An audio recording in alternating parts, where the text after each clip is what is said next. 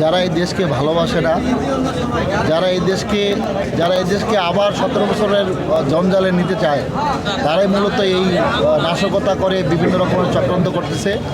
আমরা জনগণকে শুধু এইটুকু বলতে চাই, চক্রান্তকারী চক্রান্ত করবে আর স্বাধীনভাবে মানুষ ভোট দিবে, এটাই এই 12ই ফেব্রুয়ারি যে নির্বাচন, সেই নির্বাচন হতে যাচ্ছে। এদেশের 18 কোটি মানুষের প্রশ্ন, কারণ সবাই তার ভোটাধিকার থেকে বঞ্চিত ছিল এবং সবাই পুরো দেশবাসীকে, এই 18 কোটি মানুষকে জিম্মি করে 3বার ভোটারবিহীন নির্বাচন করেছিল।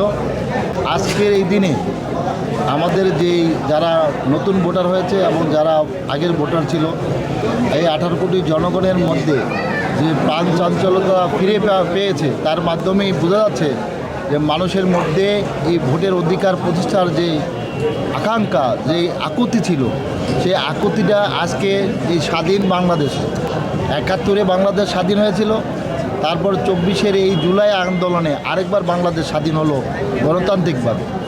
এই গণতান্ত্রিক অগ্রযাত্রাটা যাতে নষ্ট না হয়, সেই জন্য বাংলাদেশ জাতীয়তাবাদী দল বিএনপি এই নির্বাচনে অংশগ্রহণ করে গণতান্ত্রিক ব্যবস্থাকে সুদৃঢ় করার পথে যেই পথ চলা, সেটাকে আরও বাড়িয়ে দিতে চান।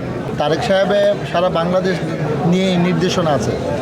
3 আসন তো বাংলাদেশের একটা অংশ, সেটা হচ্ছে আমাদের যে 31 দফা। এই 31 দফা হচ্ছে তারেক রহমানের নির্দেশনা, এবং সেই নির্দেশনার মধ্যে আমি আগেও বলেছি যে শরীয়তপুর, আধুনিক শরীয়তপুর সেই 31 দফার মধ্যে কিন্তু অন্তর্ভুক্ত। ফলে এটা মানাটা খুব কঠিন ব্যাপার। তারপরও আমি যখন ইউনো অফিসে ঢুকি, তখন আমরা 5 জনই ছিলাম আর আপনারা সাংবাদিকরা ছিলেন। আমি 5 জন নিয়েই কিন্তু ইউনো অফিসে ঢুকেছি এবং প্রশাসনের সামনে কিন্তু আমরা 5 জনই ছিলাম।